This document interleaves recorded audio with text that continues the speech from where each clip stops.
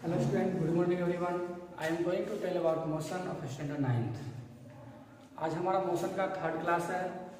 हम लोग पिछले वीडियो में मोशन के टाइप्स, डिस्टेंस, डिस्प्लेसमेंट, वेलोसिटी ये सब चीज़ के बारे में पढ़ चुके हैं। आज हम लोग वेलोसिटी, एक्सेलरेशन के बारे में पढ़ेंगे। फर्स्टली हम लोग देखते हैं व्हाट इज वेलोसिटी। वेलोसिटी होता क्या है? तो बोलता क्या है कि velocity of the body is distance travel by per unit time in given direction is known as velocity. मतलब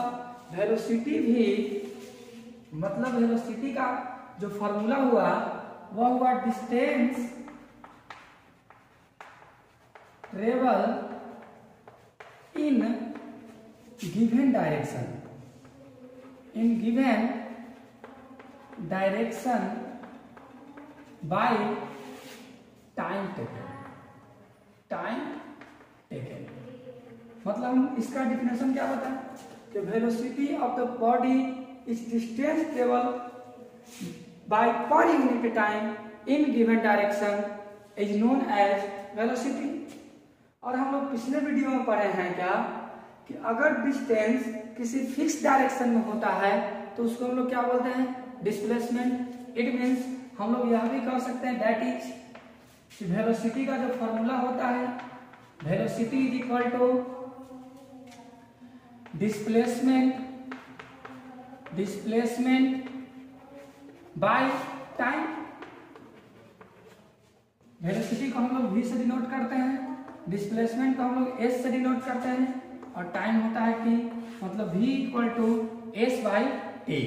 अब यहाँ पे कुछ इसका रिमार्किंग पॉइंट हम लोग देख लेते हैं क्या कि वेलोसिटी का what is the SI unit of velocity. तो हम लोग यहाँ पे देख रहे हैं क्या कि डिस्टेंस बाय टाइम हमारा जो है वेलोसिटी का फॉर्मूला है।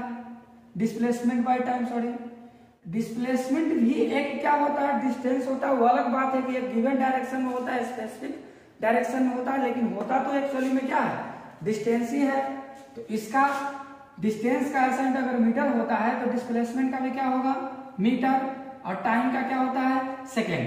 तो हम लोग देख रहे हैं क्या कि वेलोसिटी का एसआई यूनिट जो आया मीटर पर सेकेंड आया। हम लिख सकते हैं x SI unit is metre per second. और यही एसआई यूनिट जो होता है स्पीड का भी होता है। अब हम लोग लिख सकते हैं it is a vector quantity. बोलेंगे वेक्टर क्वांटिटी क्यों है? तो हम लोग यहाँ पर समझ सकते हैं क्या कि इसका जो फॉर्मूला होता है वेलोसिटी का डिस्प्लेसमेंट बाय टाइम होता है और डिस्प्लेसमेंट जो होता है वेक्टर क्वांटिटी होता है, इसलिए वेलोसिटी भी क्या होगा? वेक्टर क्वांटिटी होगा। बोलेंगे कैसे हुआ भाई? तो इसलिए हुआ क्योंकि वेलोसिटी जो है हमारा एक गिवन डायरेक्शन में होता है, एक प्रॉपर डायरेक्शन में होता है। इसका मतलब जो है वेलोसिटी डायरेक्शन पर डिपेंड करता है, इसलिए यह क्या हुआ? वेक्टर क्वांटिटी हुआ। अब देखते हैं हम लोग what is average velocity. Average velocity क्या होता है देख लेते हैं हम लोग। तो एवरेज वेलोसिटी का मतलब क्या होता है? एवरेज वेलोसिटी तो बोलता क्या है कि the arithmetic mean of initial velocity and final velocity is known as average velocity. जैसे एवरेज वेलोसिटी का फॉर्मूला क्या हुआ कि the arithmetic mean of initial velocity and final velocity is known as average velocity. It means average velocity का formula हम लोग ले सकते हैं क्या? इनिशियल वेलोसिटी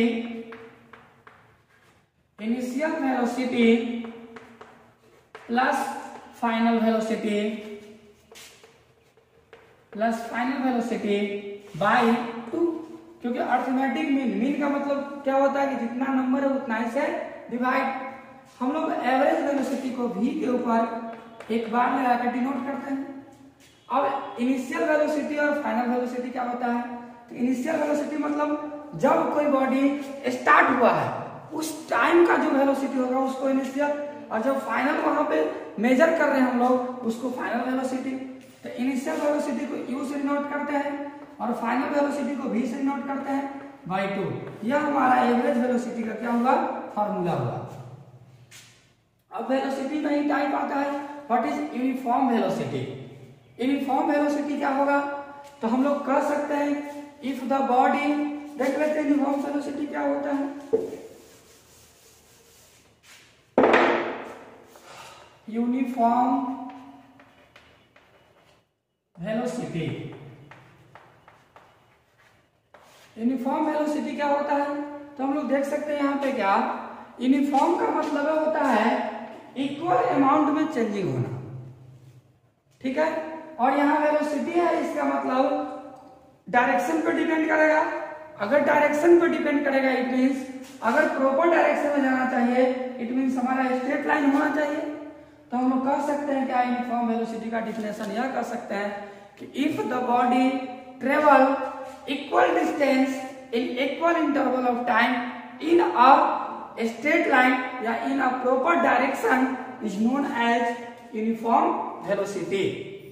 मतलब जब कोई बॉडी एक स्पेसिफिक डायरेक्शन में स्ट्रेट लाइन में मूवमेंट करता है और इक्वल टाइम में इक्वल डिस्टेंस कवर करता है, तो उसको हम लोग यूनिफॉर्म वेलोसिटी के नाम से जानते हैं।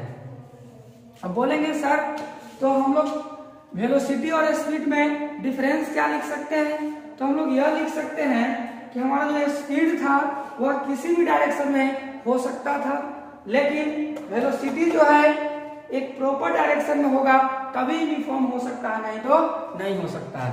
फिर स्पीड जो होता है स्केलर क्वांटिटी होता है क्योंकि वह डायरेक्शन पर डिपेंड नहीं करता है, जबकि वेलोसिटी जो होता है एक वेक्टर क्वांटिटी होता है क्योंकि यह डायरेक्शन पर डिपेंड करता है। अब कोई बोलता है क्या कि क्या सर अगर कभी वेलोसिटी और स्पीड इक्वल हो सकता है कि नहीं, तो हो सकता है। वह सिर्फ एक ही केस है जब कोई बॉडी स्ट्रेट लाइन में सेम डायरेक्शन में मूवमेंट कर रहा हो, एक प्रॉपर डायरेक्शन में मूवमेंट कर रहा हो सेम स्पीड के साथ, एक यूनिफॉर्म स्पीड के साथ, तब उस केस में बॉडी का स्पीड और वेलोसिटी का मैग्नीट्यूड जो होता है वह इक्वल हो सकता है। मतलब क्या सीखे हम लोग, स्पीड और वेलोसिटी दोनों इक्वल कब होगा, जब बॉडी एक प्रॉपर डायरेक्शन स्ट्रेट लाइन में यूनिफॉर्म स्पीड के साथ मूवमेंट करता है, तब स्पीड और वेलोसिटी का मैग्नीट्यूड जो होता है वह हमारा इक्वल होता है। अब कह सकते हैं एक और क्वेश्चन यहाँ पे कि क्या सर वेलोसिटी को चेंजिंग किया जा सकता है कि नहीं, किया जा सकता है चेंजिंग। दो तरीके से वेलोसिटी को हम लोग चेंज कर सकते हैं। फर्स्टली हम लोग क्या कर सकते हैं, स्पीड को चेंज करके, change in speed, change in speed मतलब स्पीड में चेंजिंग करके हम लोग वेलोसिटी को चेंज कर सकते हैं।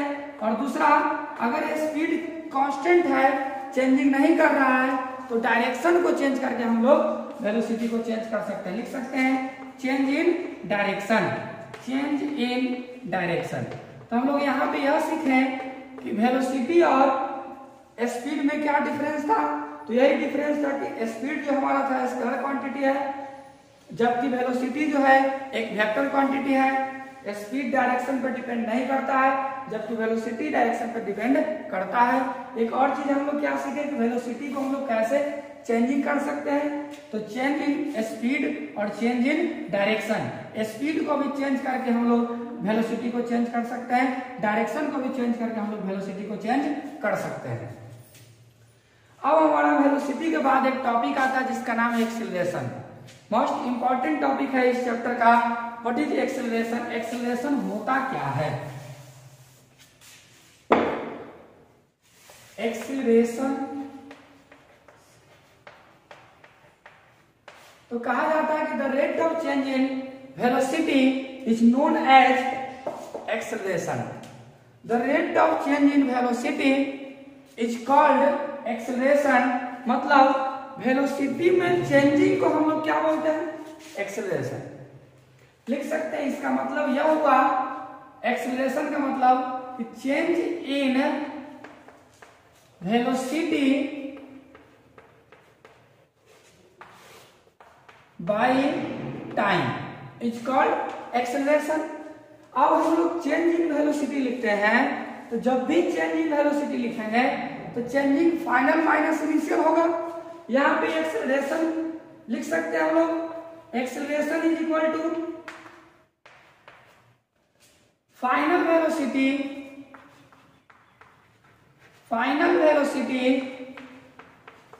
माइनस इनिशियल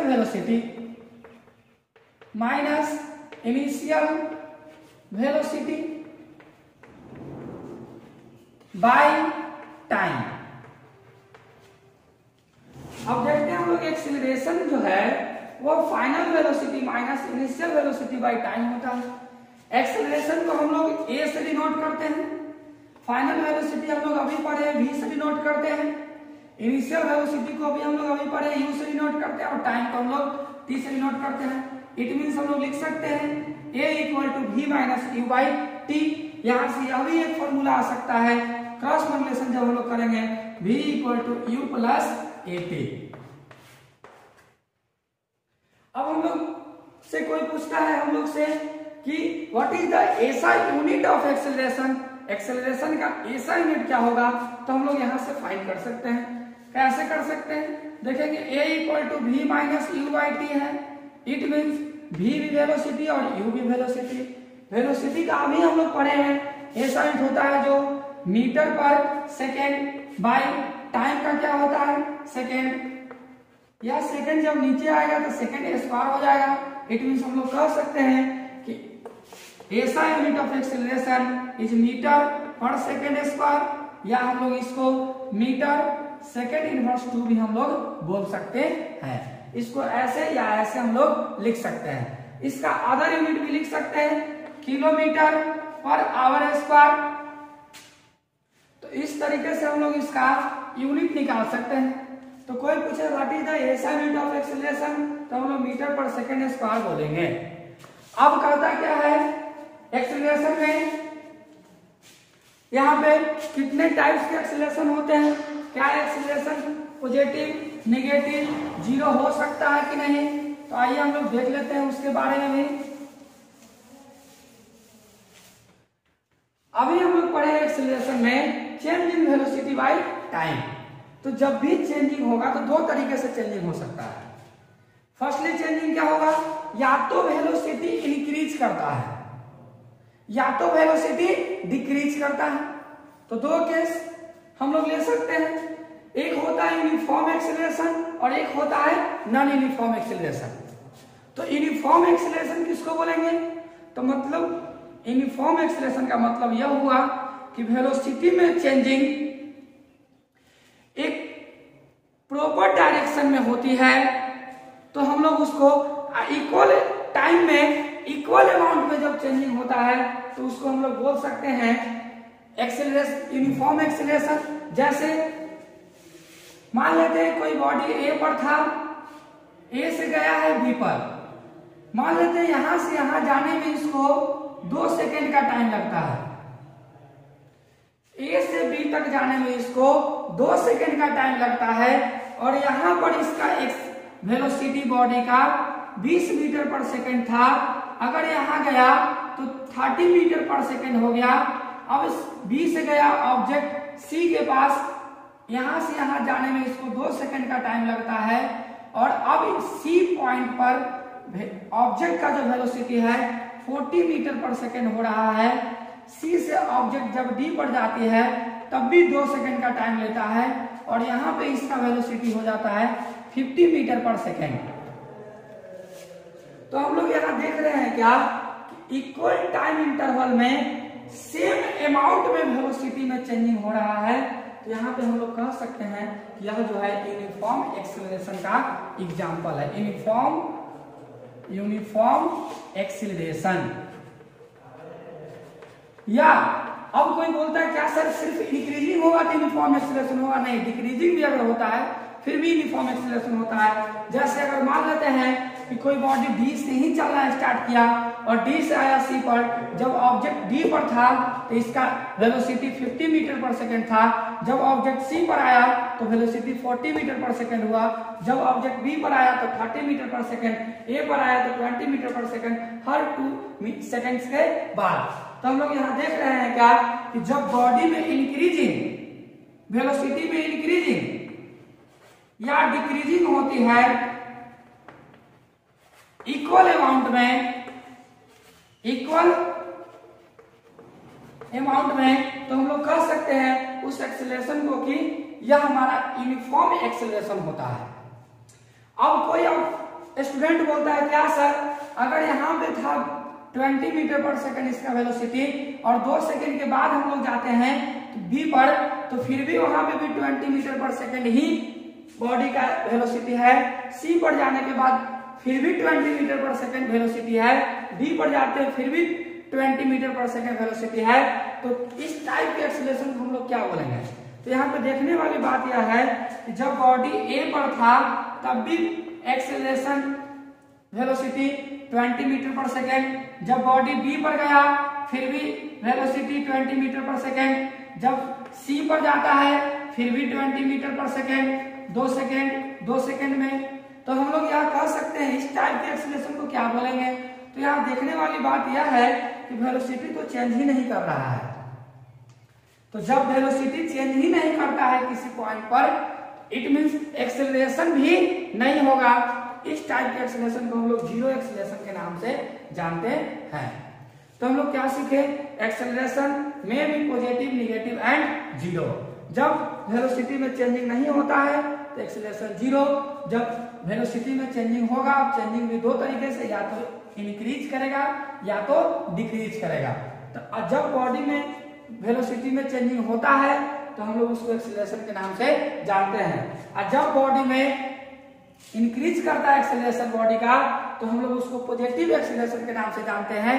और जब किसी बॉडी का वेलोसिटी डिक्रीज करता है तो उसको हम लोग निगेटिव एक्सेलरेशन के नाम से जानते हैं। और निगेटिव एक्सेलरेशन को रिटार्डेशन, डिसेलरेशन के भी नाम से जाना जाता है। तो यह हमारा जो था आज का क्लास वेलोसिटी और एक्सेलरेशन का था। नेक्स्ट वीडियो में हम लोग मोशन का इक्वेशन पढ़ेंगे। Thank you, have a nice day.